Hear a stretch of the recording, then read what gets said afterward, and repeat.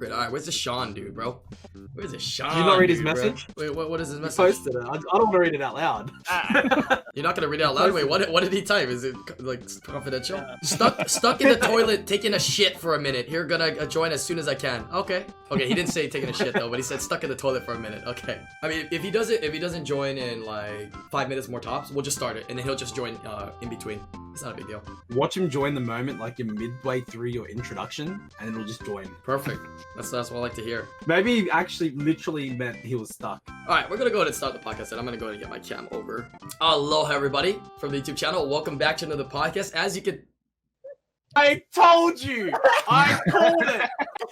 I fucking called it, dude. all right, well, hello YouTube, and welcome back to another podcast. As you can see, I was gonna say there's 4 people, but as you can see, there's 5. We got the podcast team once again, kind of the night crew. Yeah, I got DJ, we got Ferry, we got Lucky, we got Sean. Everybody just got done streaming. Yeah, the Japan qualifiers, which we'll be talking about as well. But before we get into the things today, how are you guys doing? It's been a little while since we've seen each other. Anything interesting happen? How's everything going where you guys are living right now? Since I know here in Hawaii we got a lockdown once again, unfortunately. Yeah. You go what? Lockdown. Nothing. So we are not allowed. Like restaurants are closed again, or they only can do takeout and stuff. So yeah, we're locked down once again here, unfortunately. Yeah. Mate, we're still in stage 4 lockdown, so we still got curfew. So we can't actually leave after 8 p.m. unless Oh, you're really? going for like, yeah, you can't leave after 8 and until 5 a.m. How's it over there in Vietnam, Sean? We got locked out again as well. Like it researched like I think a month ago. Oh, So yeah, we're back to like how it was before. Kinda, Yeah. not really, but soft lockdown. and you, Ferry? I think shops are like starting to open up, but like cases are going back up, so probably going back on lockdown soon. Well, I don't have to ask DJ because yeah, we literally live like right next to each other. His grass hut is next to mine. But but yeah, hopefully everybody's doing good. Let's get right into the topics today. Now, the big topic that I wanted to discuss today is a lot of people have been asking, hey, what are you picking for the what is it? The SWC America's Cup qualifiers. Of course, there's all the qualifiers, but in particular, the America's Cup. So I kind of want to discuss that today. I also have not made my predictions yet, and I believe anybody can change these anytime leading up to like 30 minutes just before the qualifiers, which is I think tomorrow at noon Pacific Daylight Time, Pacific Standard Time. So yeah, what are your thoughts on this? I'm gonna pull up the bracket here to see who's playing who again. We got some very, very good matches. We can talk about the matches and who we think is gonna win. But before that, if everybody wants to make a face, it seems Siri is gonna do a live thumbnail. So you want to just smile real quick. He'll put a nice thumbnail. He usually has to search for stuff. All right, you're good, Siri. Anyways, so yeah, I'm gonna pull up the SWC contenders here. Yeah, who's gonna be playing? Let's see. Yeah, is it in the tournament pre-notice or is it the SWC contenders notice? Oh, I have the link. I have the link. Can't pull it up on the stream though, because the Discord is being captured. Okay, I have it. Here we go. No, that's not it. I gotta get to the brackets here. But if you have it up, can you let me know what the first one is? And we can discuss that. Tree and Thomas C. Oh yeah, that's right. Okay, Tree and Thomas C. All right, so what's your thoughts on this matchup? Right, obviously Tree being a very known contender, and Thomas is TC. We see him around Twitch and in the community a lot as well. What's your thoughts? Right, what do you know about them? Right, let's talk about them. What you know, expose whatever you know about them. Right, I'm sure both like all the players have exposed each other anyways already. Who do you think's gonna win? Tree. Yeah, I think Tree just purely because of experience. Tree. He's been there around the circuit so many times now. It is a big difference in participating in a tournament playing style compared to ladder. So, and people do change their play style as well just for tournaments. So I think Tree's been through it quite a lot now, so where he'd be a bit more adaptive to it. But considering this is Thomas's first time going through, he'll have to adapt pretty quickly because I think with the monster depth and the rune quality that Tree has, it's going to be very hard to kind of really adapt to what he's changing his playstyle to be throughout each round. Right. Yeah. What do you think, Sean? Same. Just from what we've seen from Tree performance, in so many previous tournaments, and his rune, his unit availability. I know about Thomas though. Like anybody know about Thomas and what he usually do? Can share with us, so that we can. I'll But turn it. Wait, probably gonna be. I would He say has that he has might LDs, be- right? with Jet. Wedge He at, has that wedge at. Yeah. wedge at Valor. Uh, He bulldozed it for a while. I don't know if he still kept doing that, but he was using wedge at for a bit. Right, he's a wedge at player, right? Yeah, and I think he's like missing some like crucial units and whatnot, which can be detrimental to him. But it's tough if you're missing any nat 5s or any like key units, especially because Tree definitely has pretty much everything, right? So it's gonna be tough. But I think you guys are right. I think the experience from Tree and what he has is gonna be what's gonna help him out, as well as it's gonna be pre-ban. So it's something that they're not used to as much because the ladder's not pre-ban, right? But the one thing that is advantageous to him is because this is just qualifiers. They're both going to be home in their underwears playing Summoner's War. You know what I mean? Like they're not on stage. So there's not that overwhelming, presence of, getting nervous or anything like that. So I think we can kind of all come to agreement that Tree is the favorite. Yeah, but I mean, of course, anything can happen in any of these. These are all G3 players. These are all top players that, beat each other in ladder, right? So looks like Tree's going to have the vote. So yeah, Tree is going to be the favorite of that. Second matchup. Can you read the second matchup as well? I can't seem to pull it on my phone. I don't know why. Raigeki and Topa V. Ah! All right, two names. Ooh, streamer battle. Streamer battle, baby. Okay. Yeah, what do we know about each of them? They both are LD abusers. Yeah. One I is think they're Oberon, one missing has about Yonho? the same things too. Are they? What are the nat 5s? The regular nat 5s? Like they don't have Beast Riders. Oh, yeah. Huh. But in terms of LDs, Raigeki has what? It's like Laura, and he got like Oberon recently, right? Oberon and Miying. Yeah. Oh, Miying. Okay. And then Topa And Laura. obviously is yeah, I know, right? Yeah. Laura's such a meme. And then Topa is definitely Yunhong, which is just always good at like a variety of bruiser and types of comps out there. Who do we give this to though? Yeah, who do we give this to? I think it's pretty close. Yeah? I think it can I go think it's either way. I think it's one of the closer ones between all the other matchups. Kind of Really? sat on the fence on this one. I haven't really decided on who to vote for. Yeah, also, we do know, just for information for you guys on predictions, Topa V has been playing about 80 hours of Among Us in the last week. Yeah, so with that being said, because he's been playing the game Among Us, he has not been practicing for SWC, so this will definitely factor into his performance tomorrow. Keep that in mind. But even Raigeki, I mean, he used to stream and like do a lot more RTAs. I don't know if he has been just like practicing on the side because he hasn't been streaming as much anymore. So I'm very curious to see how it goes. Because they're all just going to be using like standard nat 5s, right? They have very similar pools, I guess you can say, except for their LDs. Yeah. But That if you had to one's give an gonna edge, who would you vote? Right? Who are you going to put down for your prediction? That's what I want to know. Right? That's what everybody wants to know as well. Who are you putting down? Right? Whether it's close or not. I put I think it's Raigeki. I put Raigeki. I put Raigeki. I'll put Topa. I think it's going to come down to 22%, and it's going to come down to Yeah. Gani Hathor, essentially. Because they both like their Hathors. All right. So 3 people said Raigeki. Both like to use Ciara, Jim. Oh, yeah. True. Very true. So 3 people say Raigeki and 1 people We saw how says Ciara Topa. get destroyed today by pure RNG. Yeah, Or dude. Or missed 4 bombs. Yeah, that's so crazy, dude. But I think the unit that is going to be the biggest highlight Oh, of this disgusting. tournament will be Sierra. Like, Sierra is going to be by far the biggest and most used unit in this entire SWC, for certain. Absolutely for certain. Okay, I don't know I who think I'm she's gonna been pick. first pick like so often. She's always been Yeah, first pick, crazy. hasn't she? Like in a variety of different years for SWC. Like she's always been decently strong as like a first pick, Yeah. no? Yeah. Yeah. First 3 usually. Yeah. Okay, cool. If I had to vote, I'll just go against the favorite. I mean, I love them both. I'll just go with Lucky Topa to kind of even it out a little bit more. But it like we said, it's gonna be one of the closer matches and one of the more fun matches to watch, right? Procs will be favored and really how each player's drafts. So first picks and whatnot are gonna be very, very important as well. So okay. What about the third one here, DJ? Who's the third lineup? Heaves and Fall Panda. Who's that? Who's the first one? Heaves. Oh, Heaves and Fall Panda. Yeah. Okay. Yeah. So Heaves, I don't have a lot of info on. Is he an LD user? Like a lot of LDs? He is Tianlang. Yeah. Chinlan, okay. Right, Ooh. and then And then Fall Panda has been in SWC before, right? Or no?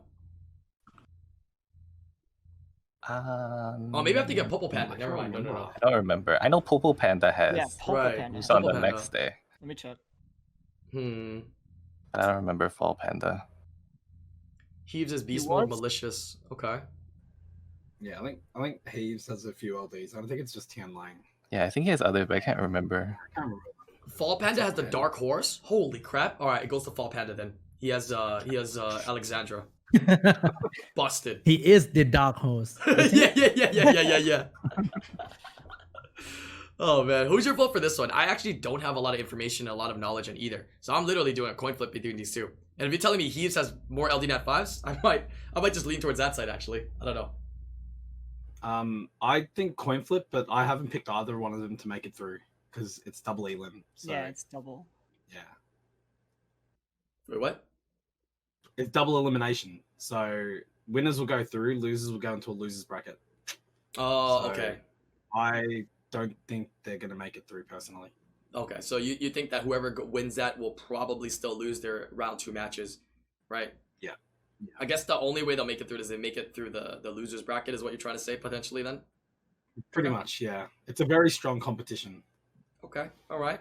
Got it. Fair enough. I mean, they are definitely underdogs, right? Names that are not as familiar to us in SWC and haven't been there before will be more underdogs, but those are the players sometimes to look out for. Yeah, because they do some of the craziest stuff and they just come out of nowhere, right? Because everybody's there for a reason. Everybody's there is because they win RTA matches, right? No one's there because they lose any. So, yeah. Okay, match number 4. I think I know it. Fate Memory and Thompson. That's the highlight, baby. That is Oh. Woo! Oh. What's your, Match to watch. this is the match to watch. Fate Mem versus Thompson. What's your thoughts on that one, Sean? Tough, man. Tough. But Thompson is he has so much stuff, right? His runes are crazy too. And he was a runner-up. So probability wise, so favored to Thompson. So you're voting Thompson? Did you vote him to make it through? Yeah. Okay. All right, fair enough. What about? And so Fate Memory haven't been streaming too, right? No, he doesn't. He doesn't stream. What he likes to do, what I tell it that he likes to do all the time, is he streams at the first of the month, so people subscribe, and then he stops streaming. Kappa. Damn. I'm just kidding, dude. No, but he's been preparing. I know he's been really preparing. Just like Thompson. Thompson hasn't been streaming as a lot either because he's really been preparing for SWC, taking the time to ruin up his units and stuff. So yeah, okay. What about you, DJ? What do you think about that matchup? I think Thompson is favored, but I think there's a chance for Feint too. Okay. Fairy, Lucky, Fairy. I would say 60-40 to Thompson, mainly just because of the monster box as well as Josh's luck cucking him last season. Fair enough. Just the negative luck factor. Yep. He's the only player with negative luck. You're right. And you, Lucky? I think I'm more leaning towards Thompson between the two. I've voted for them both to make it through. I'm just hoping for Josh's sake that he's got that things kind of swing in his favor compared to the last time he went around. He was really unfortunate last time. Very smart drafter. Isn't afraid of LDs, and I think he's someone to look out for in this for sure. Just hopefully things work out for him this time because it was really hard done by last tournament. Yeah, he was so unlucky. He had the worst luck by far by any contestant. So from past history, with the amount of luck he has and the great performance from Thompson, he's definitely be the favorite. I think in the matchup, I think Thompson will definitely be the favorite, so that's what I'm leaning towards. But again, we are picking people that are going to make it through, right? I think if there's any of the losers that are going to make it through, it's going to definitely be Feint. He'll definitely be one of those if he loses, and vice versa, right? Feint wins, I think Thompson will definitely make it through the losers bracket as well. So I think those are two smart votes for players to make it through the actual tournament because they've proven to play consistently, right? And because it's double elimination, consistency can kind of come into play a little bit more than single elimination. So very, very rough round one for both of them, unfortunately. Yeah. Hey, to see good, that good for us though, man. Oh my. Are you ready to watch Yeah. that? I am ready to watch that, I'm so dude. excited to watch it. Exciting. Yeah. Oh yeah. Yeah. Well, that so the 4 we just said is day 1, right? That's day 1. Yes. Yeah. Right. And then day 2 will be the other 4, and then when do they do the double elimination? So day 2 is longer than basically then. Or what? How does it Day work? 3. Oh, there's a day 3? Day 1, Yeah. day 2, and then I'll have a day 3. Okay, got it. Yeah. All right, moving on to matchup. Second day matchup. Matchup number 5. What's that one, DJ? Popo Panda and JLN. Okay, 2 very familiar names, right? Definitely experienced players that have played through multiple years of SWC. What are your thoughts between them? Who do you think is gonna make it through? Probably JL, Popo Panda. Wait, did you just say JL Popo Panda? 'Cause no. Bro, the man just said JL Popo Panda, dude. Hello? Because I used to beat JLN on ladder before, so I think Popo Panda. Wait. Oh. This is important information. Panda's gonna make. Oh my, Sean. Sean B beat JLN multiple times on lat. I'm voting Popo Panda then. But long time ago, like maybe 6 months ago or some shit.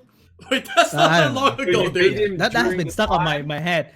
You beat him during the time he was getting his ranking for making it to SWC, so that's when it counted. Yeah, true. True. I don't know, but probably Popo Panda. Okay. I think this is Because again every one of time I those- watch Make It a Bird and Popo Panda name appear, Breaker Bird be like, "Damn, Popo Panda, I'm scared," or something like that. So like, oh shit, must be a very strong player. So yeah, stuck on my head. Fair enough. Okay. Sorry, Lucky. Go ahead, Lucky. What were you gonna say? Oh, I was just saying. I think this is another one of those coin flips.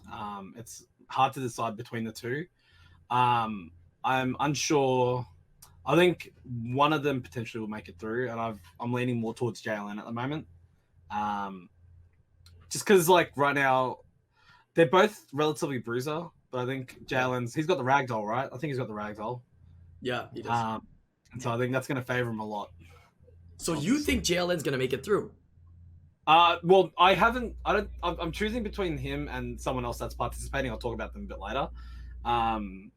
But he's kind of on my border of the 8 that you can pick. Sean, that means that you probably would have made it through then. Think about it, bro. Yeah, he voted for JLN going through. That means you should make it through SWC, dude. I'm voting you next year, bro. Let's go, Bruh. Sean. How I about can you? be the water boy, dude. Hello. I signed up for the Waterboy too. My application got declined. It was bad, man. What about you, Ferry? What is your thoughts? Yeah, I think it's coin flip, honestly. If I had to choose, probably Popo Panda, just because I lost against him. I beaten JLN 2 due to luck sacking. And why everybody beating JLN, man? I love the guy, but why everybody beating JLN? Is he just trying to make people he knows feel good, give them a winner? What's going on here? Yeah, wait a minute. What are all these accounts? Dude, he's just feeding the streamers. Yeah, he's just feeding the. I mean, I beat JLN too in rock paper scissors, Kappa. How about you, DJ? I think Popo Panda by a little bit. Okay. All right.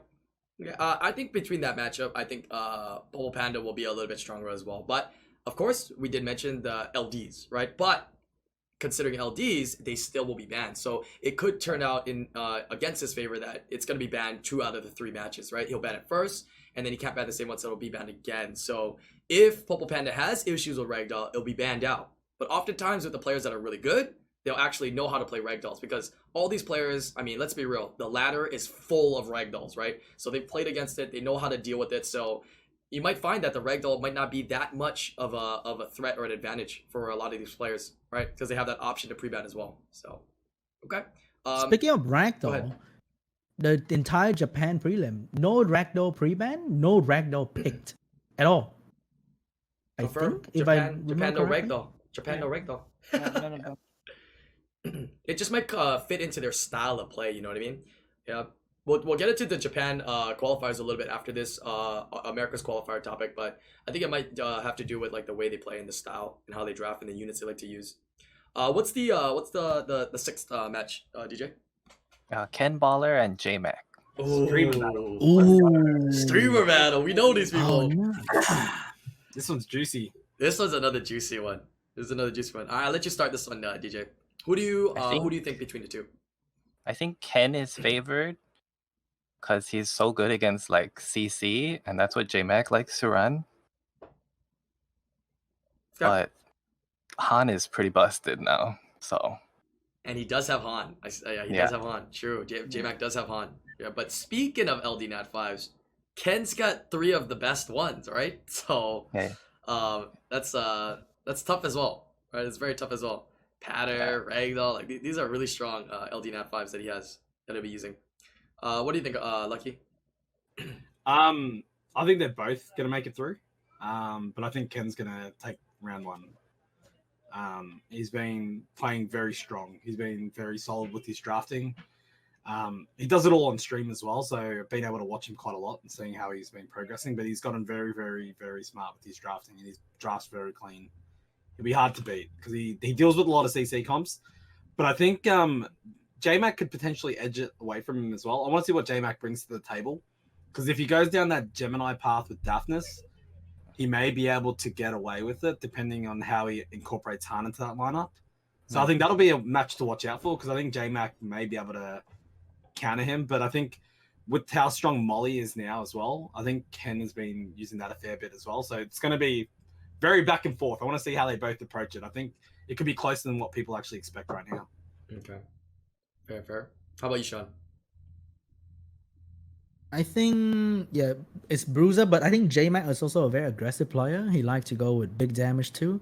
And I think Mi Ying is actually pretty solid against like low damage kind of Bruiser, because you can't really do much damage to Mi Ying, and then he cut you down quickly as well. So if you fall too much into the Bruiser low damage team that kind of stay in the game, and J-Mac just abused the Mi Ying out of the shit out of it, and I think it's gonna be interesting to watch. I like to see that, because I see his Mi Ying cut down bruisers on stream before. It looks really, really good. His Mi Ying is probably one of the best rune Mi Yings out there right now. Is J-Max one, because he's decided to leave that kind of runes on him. Right? Could be different. Could have been re-runed or changed. Right? But his Mi Ying is runed very well, and it's because there's been a lot more Mi Yings drafted in in the later picks in the drafts in RTA. So okay, so you would say between those two, if you had to pick, even though it's close, you would choose J-Mac between those two. Yeah, because I met J-Mac before. Okay, this is a guy that you go to Las Vegas with and you lose all your money, man. Yeah, this guy loses all. Yeah, he goes to roulette table, black or red. Oh my! We had dinner. We share a beer and a chicken wing. You know, I don't know. Pick J-Mac, man. So biased, dude. So biased, dude. But it works, though. I mean, I believe in that stuff too, right? How about you, Ferry? How about between those two players? Who are you giving the edge to? I mean, I met both of them, so there's no bias here. But okay, I would probably give a slight edge to Ken, just because of the monster box. Okay, fair enough. I think for me personally, between the two players, it's gonna be tough because Jeff knows how to deal with a lot of comps, right? He's gotten really smart. I've seen and watched him do a lot of RTAs, and he's gotten really smart in RTAs.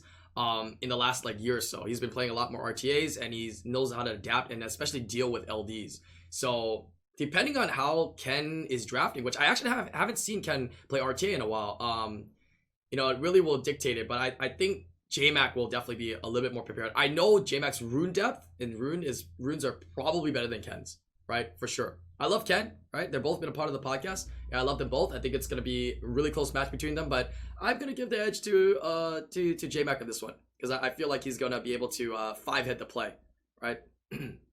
But we'll see. We'll see. If any of them join my stream, just say that I voted them. Okay, that's it. All right. Anybody else do the same thing? Like, hey, like people when you see them in the stream or whatnot, you go, oh yeah, I think you're gonna win. And then when you see the other guy, you're like, oh yeah, I think you're gonna win. It's too close, man. Oh, Ken's in the stream. Ken, I think you win, dude. Ken, I think you're gonna win, dude. Like, Ken, I think you got what it takes, bro. I see you there, bro. I was just kidding, bro. I just trying to motivate you, bro. I just testing you, bro. I know you there, bro. We're just trying to call him out, man. Yeah. I try to get you I try to get you kind of riled up. You're like, damn, I'm gonna prove this Island Grown guy wrong. You know what I mean? So I think you got it, Ken. You got it, bro. Yeah, you got it. J-Mac, you're not here, right? J-Mac? Yeah, Ken, you got it, bro. You got it. It's all you, dude. It's you, baby. It's you. All right, let's move on to the second to the last one. Here's the second to the last matchup here. Dreams Joseph and Igor's. Okay, we know Dreams Joseph, right? Very smart player. Very, very smart player, right? Solid accounts, solid units. Igor's. Who's this guy? Let's talk a little about him first. Whoever has information, tell me about him, and then who you pick. He has a Gianna. He's Yeah. pretty smart. Oh shit! What a surprise! Chiefy Gianna, player with a Gianna. Damn boy. Gianna's OP. Yeah, Gianna's OP. So what do you think then, Ferry? I kind of need to back up my man Igor's, man. The Brazilian community, bro. Okay. All right. Backing up the Igor's. I don't know a lot about him at all. That's why. So it's just a Gianna player, like a standard Gianna, like double stripper, kind of like CC kind of player, or what? To be honest, I don't know anything about. I don't know. Right? much When about I when I think Gianna, do you know what the first thing that comes to my head is? Gianna must play Gianna Chiwu Savannah. Like that's what comes to my head. Like, oh, must be one of those players. Oh, must be one of those players. Second thing is, does he have an FTs? Right? If he has an FTs, then hey, he's a Thompson player. He's he plays like that. So I mean, is that his only LD from what you understand though, Ferry? Is Gianna all he has? From what I know, yeah. Okay, because if Gianna is definitely a strong LDNAT 5, and if that's a core unit for his account, it'll be banned twice, right? In the 2 out of 3, if it comes down to that. So I mean that is a disadvantage to him, right? He won't be able to have that in that RTA. So Bizzle says he has more though. Right? Bizzle's actually pretty adept with the ladder as well, so he does have more LDs as well. Okay. If you had to pick, who you picking then? So you're saying Igor. What about you, DJ? Who are you picking between that? Igor and Dreams Joseph? I think Joseph. I'd pick Joseph just purely off tournament experience. Yeah. Adaptability is pretty important. Again, similar to what I said about Tree in the first match. I don't know enough about Igor to be able to back him personally, so I don't know how strong of a player he is personally. I see. I think I'm gonna go with the same thing as well. I'm gonna go with Dreams Joseph. Very smart player and has proven himself many times on the big stage. So sitting at home in his underwear, he's gonna have all the 5-hit 6-set he's got to draft and play RTA, right? How about you, Sean? Between those two. Wait, where's Joseph from again? Dreams Joseph is the one that he's a little shorter, skinnier guy. No, with where's glasses. he from? I know him. But where's he from again? Is he from Peru? Peru. Yeah, he's from Peru. Yeah, Peru. And he's the one that beat Thompson. He beat Thompson in the America's Cup, right? So the other player is from Brazil. Mm-hmm. Yeah. According to YouTube, 20% of my views are from Brazil, so Brazil is gonna win this, okay? Trust. So, Brazil, amigo, you win, okay? Oh no. Watch all of these garbage analysis of Sean. All just hit perfectly. All just hit perfectly selected predictions out of all these. Oh, this guy. Brazil Dude. best player, okay? 100%. Brazil power. Did you just say amigo? Did you just say Brazil amigos? Yeah. Don't they speak Portuguese? I don't know. What the fuck, dude? What the fuck, dude? Okay, dude. Okay, bro. That's where we all just get up and walk out. Okay, here we go. We'll see. Might happen. But yeah, so it looks like a majority of us are going to be leaning towards Dreams Joseph there. Who's the last lineup that we have, DJ? Zafarias and Chakamu. I love them both, but this is my turn to be biased. Zafarias, right? Even though I think he's the underdog for sure in the matchup. I think he's the underdog too. He's the way underdog. He's from Hawaii, so you can see mine and DJ's bias, right? You guys are so quick on that one. I was like, where's he from? Well, we'll give you a little bit more background information. I still remember him coming to all my meetups and meeting up with him, and I was like, "Wow, you're G1, G2 player. Wow, that's awesome, dude." Yeah. The next time at a meetup, he's like, "Yeah, I'm ranked 5." I'm like, "What? What do you mean you're ranked 5 right now?" He's like, "Yeah, I summoned a Gianna," and I was like, "What? He summons a Gianna, and now he's just ranked 5, right?" So, I think his rune quality is okay. His knowledge in playing is okay. So he's an underdog, right? He can win, and he can also just get easily smashed. The thing with this matchup with him and Chokamu is that Chokamu has Gianna as well. So it's going to be battle of Giannas, right? And we could say Chokamu's account is very, very solid.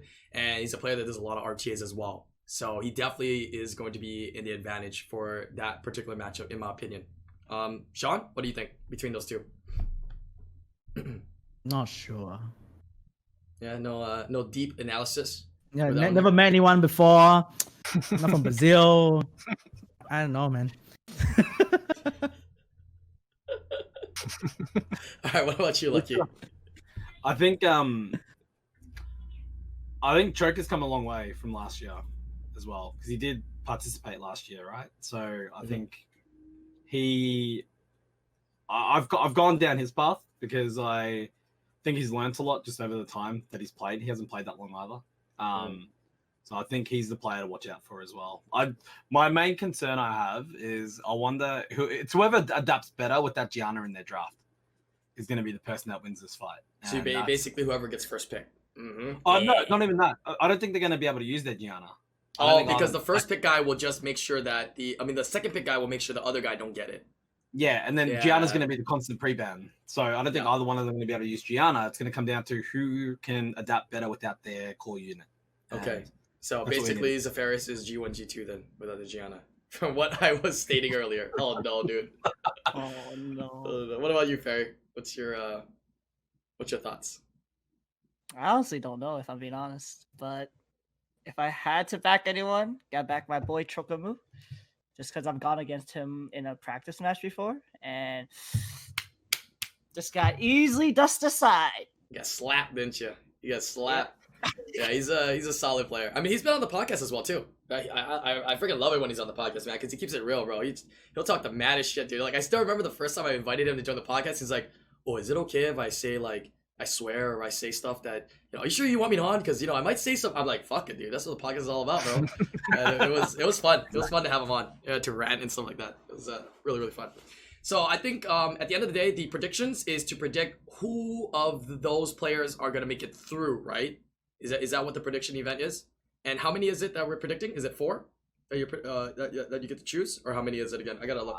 8 total. 8 total. Okay. So 8 total there. What is like your 8? What can we talk about the 8? Because we talked about the matchups, who we're thinking is gonna win, but who is the 8 that we kind of want to predict? Yeah, that'll kind of make it through this preliminary for America's Cup. I think we can put Thompson and Feint. Yeah.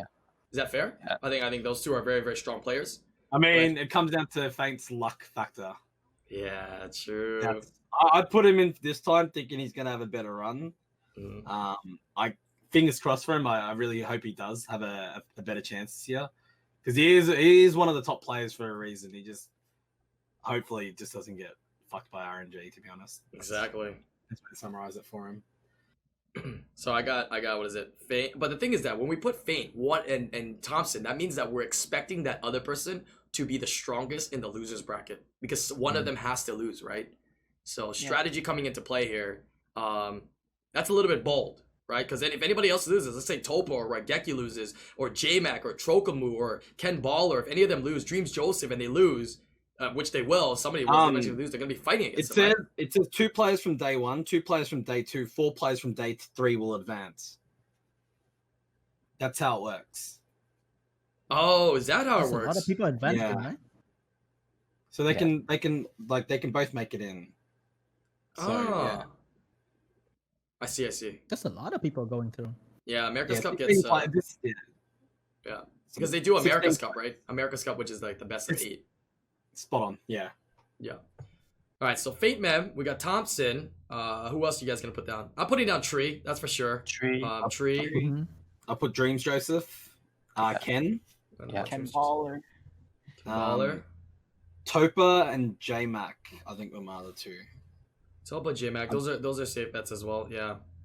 See, the tough ones are these Igor guy and these Heaves guy, where they're like, they're wild cards, but like we know they have LDs and they're solid players, Mm-hmm. Damn. Igor, man, 100%. Bro, okay. Just because he's from Brazil. Yeah, dude. Hello. Hey, don't underestimate him, man. Come on. All right, so Feint Mem, Thompson, I got Topa, I got JMac, I got a vote here. I got Tree, I get 3 more votes. Who else are you guys putting in again? You said Dreams Joseph, you said Ken Baller. I think Ken's definitely going to be in the list. Yeah, Ken should be. Ken Baller, Dreams Joseph, 2, 4, 6, 7. Who's the last one? Popo Panda, Zephyrius, Heaves, Raigeki, Trokamu, JLN, Thomas, Igor, Fall Panda. Who's the strongest? Yeah, that's the one I didn't pick either. The last one, yeah? Yeah. That's a tough one. Yeah. That's a tough one. All right, but it looks like we got the 7 solid players there for those of you guys that need some help with your predictions. Last one, take a random shot in the dark, right? Use all of your knowledge that you have based like Sean does and pick a random person there. Yeah, to predict. And hope it makes it through. Yeah, hope he makes it through. Okay, Did all the strong player in Japan was destroyed today. It was so funny. Everybody prediction were like all wrong. So maybe Thompson will lose like in the first round. You never know. it's possible. I mean, he's feeling the pressure as well, right? He's feeling a lot of the pressure. Yeah. Okay.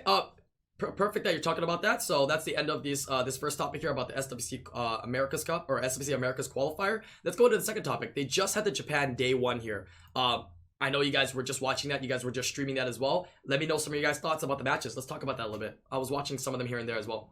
All right, go ahead, Sean, if you want to talk a little bit about, and start it off here with your thoughts on this Japan qualifier so far. Japanese has the weirdest picks, man. Some of the player, amazing match. Even though maybe they didn't win, but the choices were very interesting. Like Buru with the Wind Sniper or the Katarina Com, or some other was trying to cleave, like Masu was trying to cleave. And yeah, that was interesting. Of course, there was some pretty standard RTA stuff, but some matches were awesome. And when you pull out like a pocket pick, like a Katarina Com, when enemy's not ready for that, then you win, and that's pretty amazing to see. He easily became my favorite underdog instantly from one match, that quarterfinal match where he pulled out, what was the first one he did? First one he did was the Wind Sniper with the dark Arc Master. Yeah. Like, what was that? Right, I got the concept. He actually got so unlucky in that match, right? Because the Fran proc putting attack down, and he missed the crit. And let's be real, right? A player like that, he's rooting like 70-something, 80 crit rate. He got super unlucky with some of the crits. So I was really hoping that Sniper was gonna pop off, right? Match number 2, Katarina smashed it, right? And then match number 3 was the Vigor Molly. But that was crazy. It was very The third match was his standard draft, right? Like that was pretty clean. Just played the safe card and wanted to make his way through. But wow, that second game was so good to watch. Yeah, that was. Her team popped off. Katarina did what it needed to, double crit on Sierra. I think it also landed the crit on Veligil as well. It did. I don't remember off the top of my head, but yeah, like it did everything it needed to do, and it looked so good. It was so. I think the Japanese tournament. I think the best thing about it is that it wasn't boring to watch. It wasn't like a lockdown sort of fight going between two players. Like you weren't seeing Hathor just CC, like a full CC sort of fight every single fight. It was very bruiser for some players and very cleave for other players. And some players played both play styles, which was really, really fun to see. And it was really exciting. It was really, I think that the awkward part was like the fact that they had both the Japanese cleavers paired up against each other round one. That was a bit awkward because they both tried to still cleave. It was a dick measuring contest essentially with Swift Rings. So who's faster? We saw Kabila come out. We saw Spectra come out. Like, oh my god, like turn one. But yeah, no, it was so. I found it really entertaining. It's very different from what you'd expect from other regions. Yeah, it's weird to see all the different regions have like slightly different metas, you know what I mean? On like the types of units they value and the types of units that they use, right? Japan, right? That's why there's what we say Japan cleave for how long now that since it came out, they like to cleave a little bit more, right? I think they're a little bit more, they're not scared to be more aggressive is what it is in the way they play. And they still prove to show that they can still draft, normally as well. But they're a lot more aggressive, right? Sometimes it pays off, sometimes it doesn't. What about you, DJ? What's your analysis on it so far? I think the cleave match, to go back, I think the guy that picked Spectra did his homework on Masayu. Like, he knew he didn't have will, so he ruined the Spectra. Right. Yeah, that's very important. That's very important. I think he won because he did his homework. Masayu also knew that he had the Spectra because the first round pre-banned the Spectra, which was really random. But it made sense after you saw the first fight. Yeah. I like the reference that Sean gives for Spectra. The only time you can use it is when, Sean? The only time you can use Spectra is when? It's like you live next door to that guy, you go there, take his phone. Okay, no wheel rune. Spectra it is, baby, let's go. That's the only time you can actually use it. Yep. But poor Masayu, man, like Foxy did so many videos on him. So like you see his comm on YouTube like every day. So like, okay, he doesn't have will. Okay, Kabila is like this speed, blah blah blah. because the Spectre outspeed the Kabila, which could have happened the other way with the Kabila outspeed the Spectre. Yeah. So it's really fun to watch though, because like randomly cleave in the middle of everything, you know? Interesting. Yeah.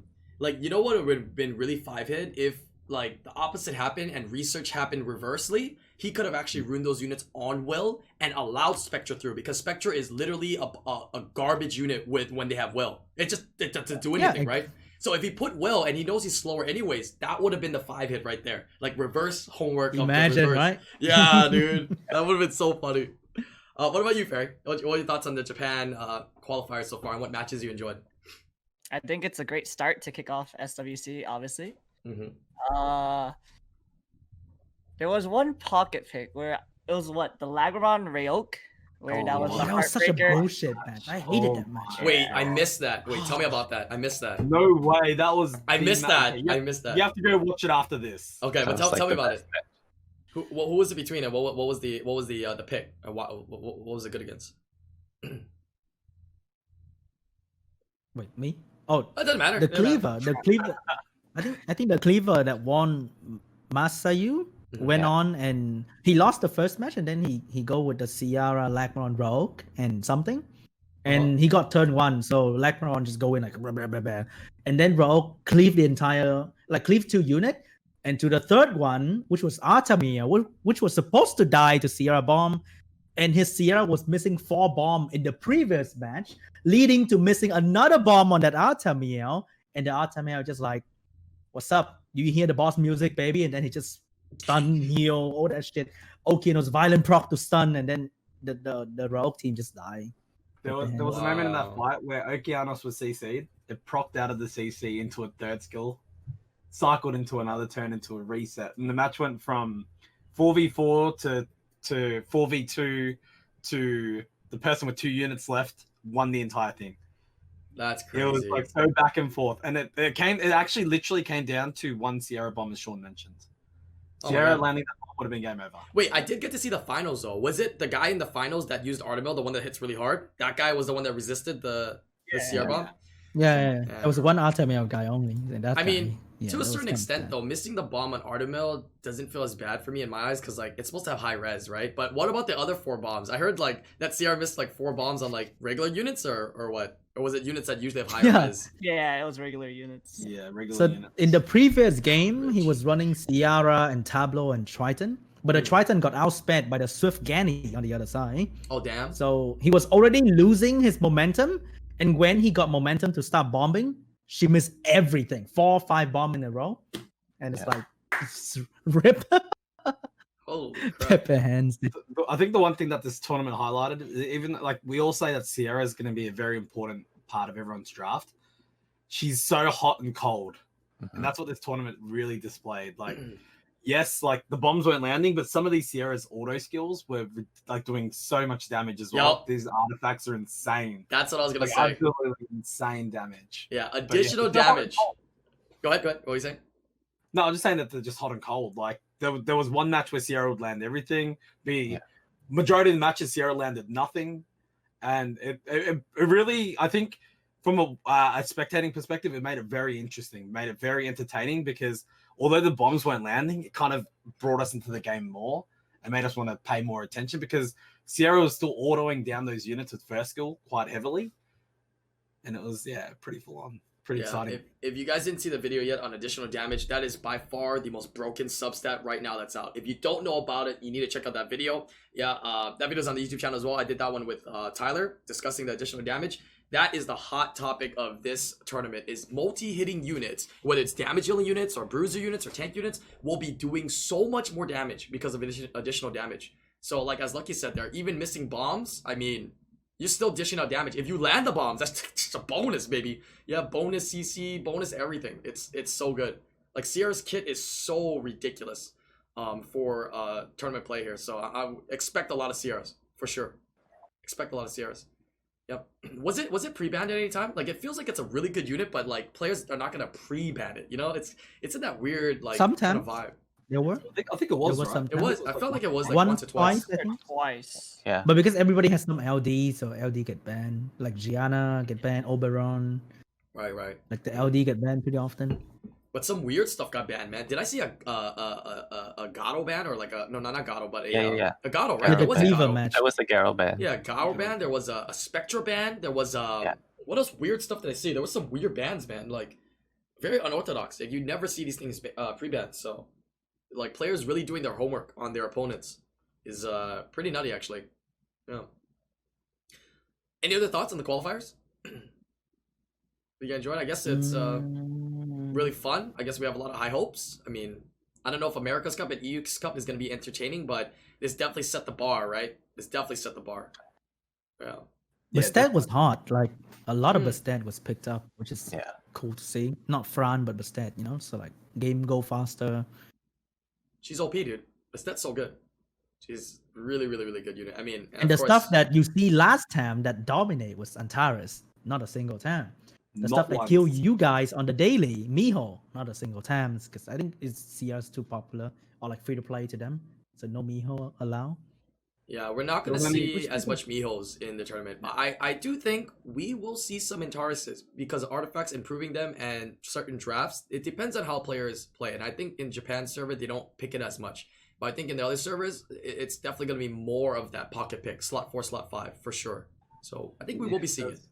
Yeah. As long as they don't, I mean, there's a lot of Vigor Molly. There was a few Vigor Mollys drafted today, and I think that's gonna kind of block a lot of Miho users as well as Antares users. I don't know, many of the names listed that we saw in the Americas list, for example, look like, I don't know if any of them really draft Antares, and I don't really expect them to draft Antares, purely because of Vigor and Molly in the meta. It's just too strong.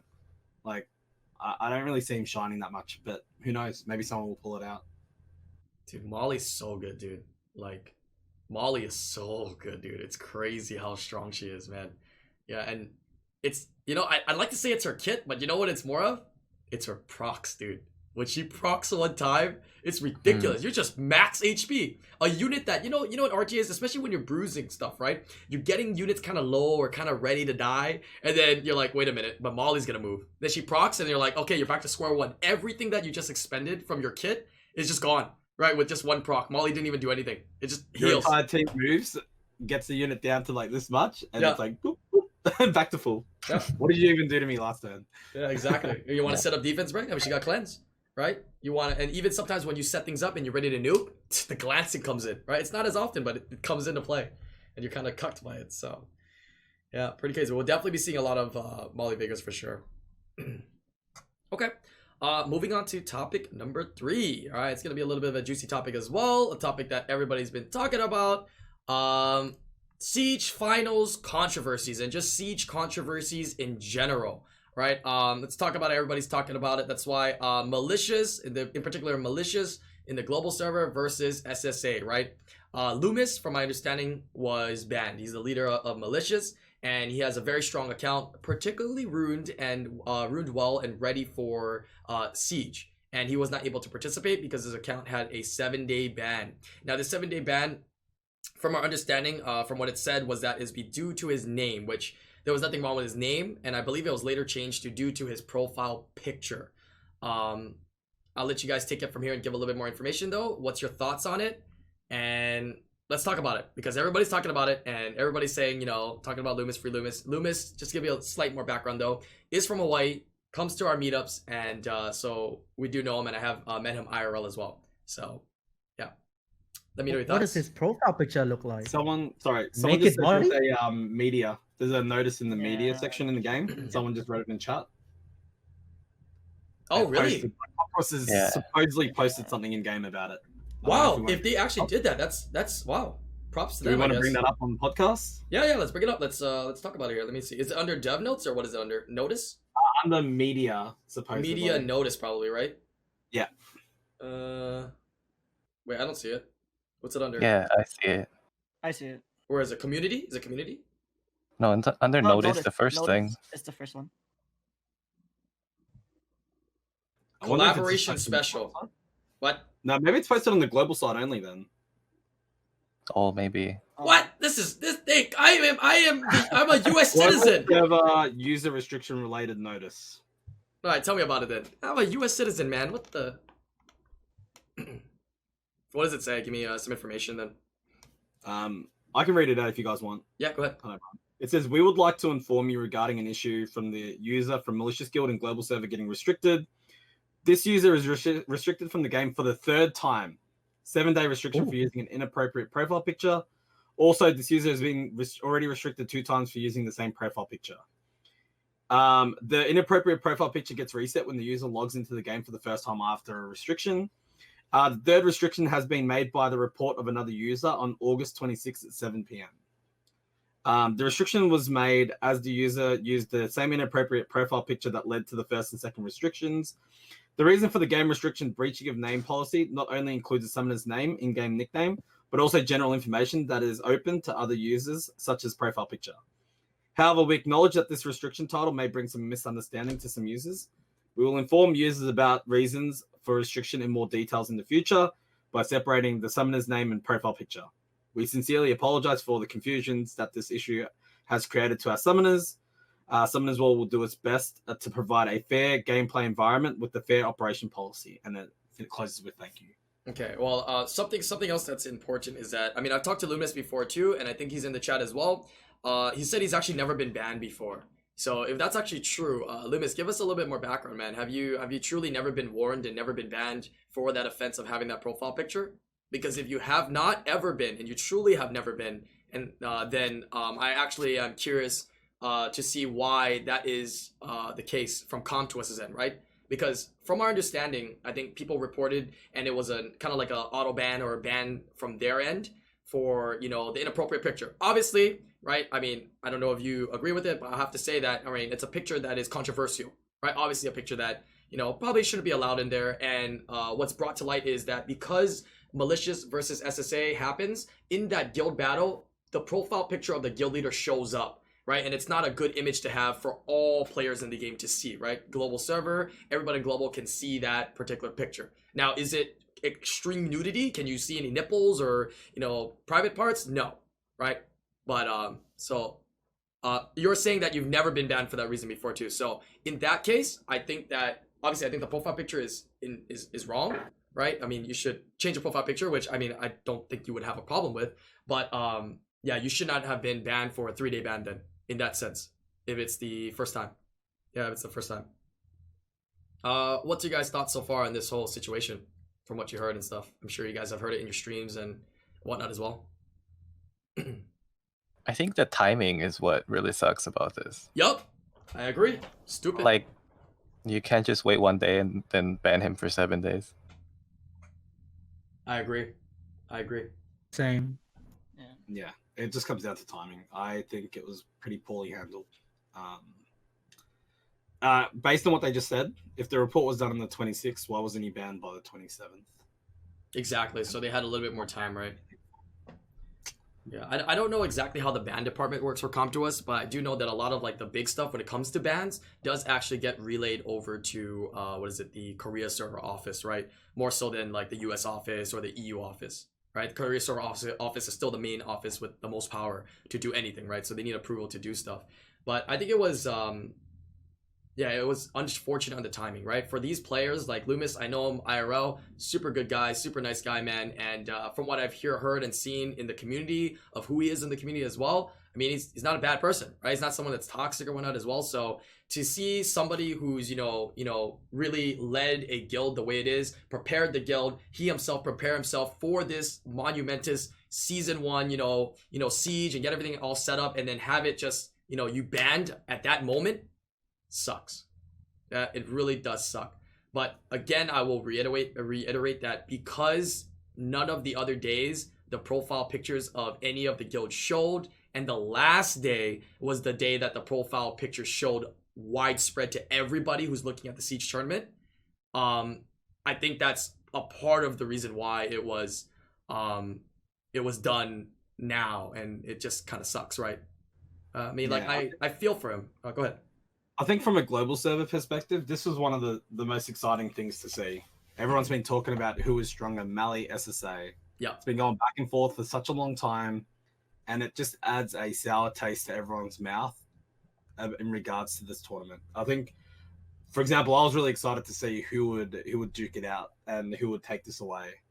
But now the talking story is always going to be about, Loomis getting banned, rather than, hey, who was actually the strongest guild? Because now you won't actually know, because their leader, the face of Malicious not being able to participate is a massive factor.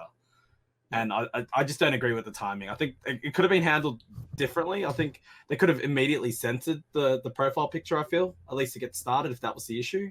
Yeah.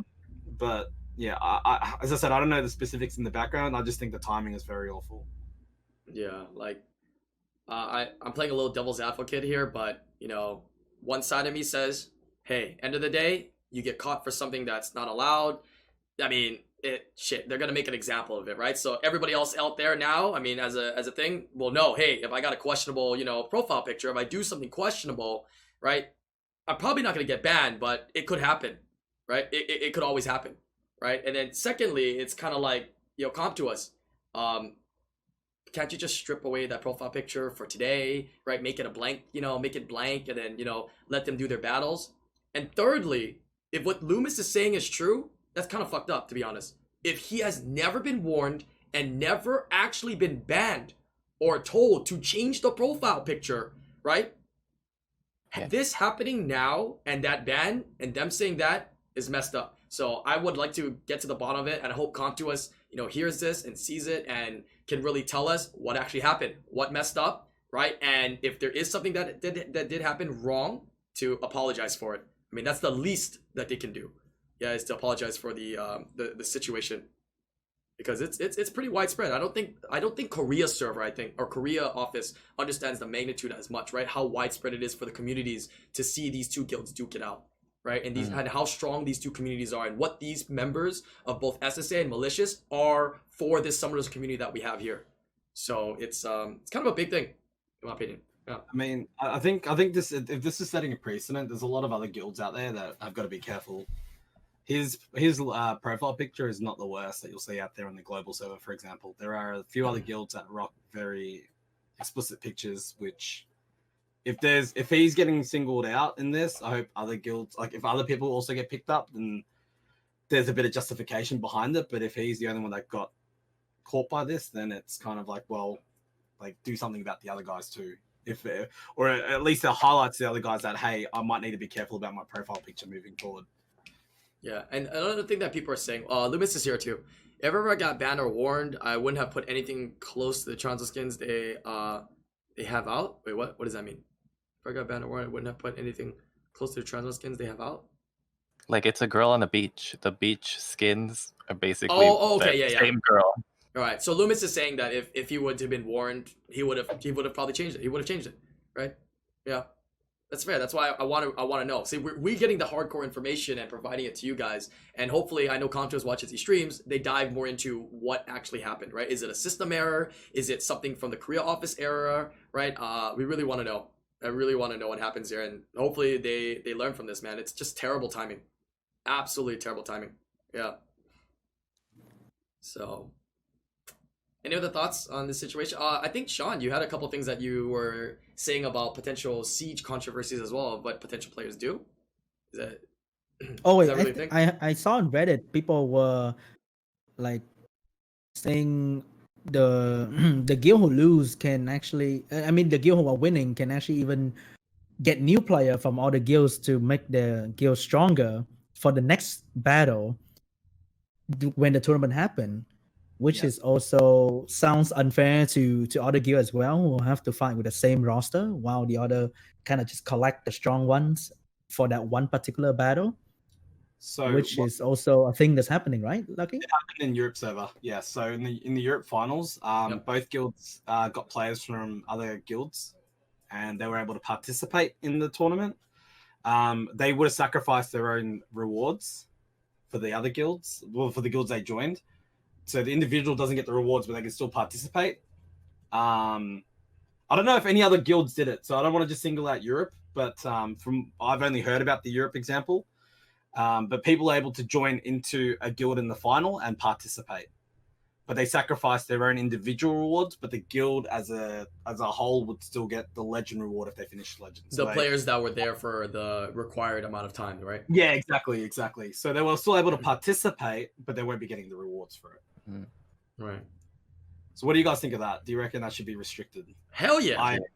I think that should be restricted. I don't think you should be able to register a player in a tournament battle if they've not been in the guild for a month. It simply come up with when you register members, when you tick the box next to their name, it goes, this member has not been in the guild for the last 30 days. You cannot actually put them in. Yeah. So I think they should lock it. I think it needs to be locked from the beginning, and it's only for a week. So let's be real, man. You lock in guild wars battles and stuff like that for the week, kind of, right? I mean, just to an extent, right? So I mean, locking in whatchamacall your roster is, something they have to do. It's only 1 week, so I don't think it's very bad. But Sean brought up another good point as well. Do you think any of them got paid to do any of that? Because there could be some lucrative stuff behind the table for that, right? Like that could be something that Contours would want to avoid. The guy live next to me is ranked 5, hey, come over for a siege, man. Like, and then I buy you lunch, right? For your dinner. Yeah. So I mean, go ahead, DJ. There's $800 worth of packs coming out. True. It's like, let's say, I don't know, the Masayu and the Cleaver guy, and then Masayu have to stay in the room, and then the other guy go out and get will runes on his unit just to bait Masayu, for example, It's very similar. You shouldn't be able to do that. Yeah, so season 2, obviously it's season 1, but I think this is something they should have thought about a little bit earlier, but this is season 1, right? But I guess to a certain extent, as a developer, you don't think people are gonna give up their rewards and actually leave, and I don't know if they go to that extent, right? But people do. So they just have to make it so it's a locked siege. That's it. Participants are locked, and that's it. And that'll be the end of that. That'll be an easy fix for that controversy that I guess happened in EU. I don't think it definitely didn't happen in global, right? We would have noticed it. But Asia, I'm not sure if it happened. Maybe it did. I'm not sure, but yeah, happening on EU. Yeah, no. I think this being the first tournament, I think they'll take a lot of things out of this and they'll approach it differently for season 2. They'll probably have measures in place that'll stop certain things from happening. Mm-hmm. And that's the best thing we can get out of it, right? Like they may change up the format of it. They may change the map. They may make a lot of different changes for next season. But I think overall, from a first attempt, I think it was pretty cool to see one-on-one siege. Like it was really fun to see how it was all structured. So I think, I'm pretty excited for season 2 to see what they actually do to be able to make or have certain things in place to restrict certain things that shouldn't be happening. Right. So yeah. What about you can not lose? Like you can hide your losses. Do you like that or no? You could do that already though. Yeah, I know, but it's exponential in the tournament though, right? Explain it a little bit. Like if you go into a siege and you're gonna lose, you can just tell your guild hey, I'm gonna lose. Somebody else goes in and clears it. It doesn't count your loss, so they don't get the points. I think that's something they should fix as well, not just for the tournament, but overall for siege. Yeah, you need to face a repercussion for losing. Yep. Yeah, and it's supposed to be points going to the other side. Yeah. Like 5 points. No, 15 so points. You stay in the battle and someone help you to clear that. Yeah, somebody else beats it, and then your loss doesn't count. You get DC out of it, or it just says when you end, it just says it's gone. Yeah, because the tower so was you don't already lose defeated. Your attack as well? Yeah, your attack is still gone, but you didn't lose. Oh, damn. Yeah, so the points don't go away. So you can even do it multiple. You can have somebody go in, lose, tell the other guy go in. If they lose, tell another guy to go in, lose, tell another guy to go in, until you get a win. And then after that, all those that you would have lost. I think it's 15 points a loss, or is it 5 points a loss? How much is it? I don't remember. Whatever it is. It might be double because it's double points in that set. Right. Oh, actually, may not be actually. No, defense. I think defense and offense was still 5 points and 15 points contribution. 5 per loss, right? Double. Yeah. Not as important, I guess, in the regular siege, but I think it should be something fixed for regular siege. But for the tournament, that's a factor. Every point can count, right? To sway a win. So super close. Yeah. Oh, who ended up winning? I didn't see. I was busy. Are they done? Yeah, SSA won on global. I think GOAT won on Asia, and AF EU won on Europe. Excellent one, Japan. I don't know the other servers though. Oh, how close was the Malicious versus SSA though? I think it was I don't know, maybe 3,000-4,000 points difference. Yeah, that just sucks, man. I hate how that's what we're gonna remember as season 1 siege, dude. It's terrible, and the thing is that it's terrible for both guilds, right? If you think about it, because Malicious, first off, they feel like crap. Loomis feels like crap, right? They have a bad mindset. They're coming into it bad. They're losing a bunch of great defenses and offenses that Loomis has. And then secondly, SSA is like, crap, if we beat you, this is garbage because now we can't even really count it as pride that we beat you. You know what I mean? Like, I think that's more valuable to them than the actual rewards. I'll be honest. Like, that's way more valuable than any rewards that's given for Malicious or SSA is getting that win, right? And getting it the right way. So that just really, sucks. Yeah. And so I think they had to replace Loomis though. So they did have a replacement. So they still had a fighting chance. But like I said, their mental state and not having a great account like Loomis was definitely going to be a detriment for sure. Yeah. One other thing I did ask them as well, like, oh, how come you guys didn't just like not attack each other or something, right? But I think they kind of talked it out, I think, between them. I'm not sure. But SSA said that if they did a draw or whatnot, they said that Malicious might just take that win because I think their records are better than SSA. So that's why they decided to just play it out instead of drawing it. Because I was like, oh, maybe they could have boycotted and, you know, not played it all any wings, right? Which I think both sides would totally agree on. But that was one of the reasons why. So that was the reasons why. Yeah. Yeah, I think just due to seeding, Mally would have walked away with it. So that's the reason why. Exactly. Would have just been safe throwing it then. So kind of makes sense. Yeah. Okay, a lot for them to learn and a lot for us to continue hearing moving forward. Maybe in the future I'll try to get Loomis, get some more information from him on the things to come, right? On what actually Contua says to him, right? I'll get that information, I'll get it all up, and I'll let you guys know, right? But I hope Loomis continues to play the game because what he was telling me was, I mean, he's kind of fed up with it, he's a little bit upset with it, and he might just, you know, stop playing, right? He might just retire and not play anymore. He says it might be time, right? Even though he will be getting his account back, whether it's soon or after the 7-day ban. So we'll find out, and as we get more information, we'll talk about it. Maybe if I can, I'll maybe try to get him for a podcast as well in the future. Gonna go to the last discussion here. We got a couple minutes left. Is there anything you guys wanted to bring up by chance? Anything you guys want to talk about at all regarding to anything? A little bit of an open discussion here. Anything going on lately? Anything I like the from experience? 1v1 siege a lot. I think there should be something we get to do regularly. I think it's cool. I don't Yeah. know. Because there's no... You get to fight like real-time guild battle and you don't get gangbang in real time, which is kind of fun. Right. I think it should be a little slower though. Because think it's when too we did fast? ours, we had a lot of people who just didn't do it because they just can't log in during those 12 hours. Like they're at work or whatever. I think it'd be nice if it was on a weekend instead of weekday. Weekend would be better. Or if it was like 18 hours. Because then I feel like there's guarantee you can, you know, find a chunk where you can do whatever. Yeah, because I wake up 4 to 5 hours into mine. I think half our guild didn't use attacks, and we had every single tower on the map.